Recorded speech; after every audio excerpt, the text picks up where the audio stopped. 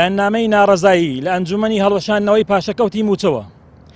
مامۆستایان و فەرمانبەرانی خۆشەویست، خانە نشینانی قەدرگران، ئاشکرایە لای بەڕێستان دوای خۆپیشاندانە گرنگ و جوامێرانەکەی ئێوەی دڵسۆز و بەڕێز لە نەورۆزی ئەم ساڵدا توانرا نیمچە گۆڕانکاریەکی گرنگ لەو ستەمی پاشەکەوتی موچەیە بکرێت کە بە زۆر و ناڕەوا بەسەر تەواوی موچەخۆراندا سەپا بوو.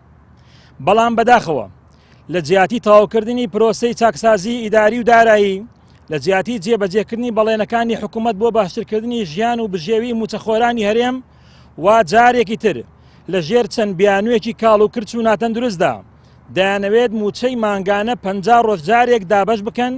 ئەمەش لە کاتێکدایە نرخی نەوت لە $80 نزیک بۆتەوە.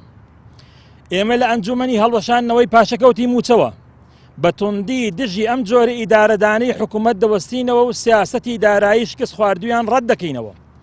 هەروەها بە تەواوی داکۆچی لە مافی ڕەوای سەرجەم موچەخۆرانی هەرێم دەکەین و لە نزیکەوە هەز بە بار و گوزەرانی خراپی موچەخۆران دەکەین و دەبینە دەنگ و پەیامی ناڕازیبوونیان تاوەکو دەگەینە ئامانجی هەڵوەشانەوەی تەواوی پاشەکەوتی نادادی لە موچەدا.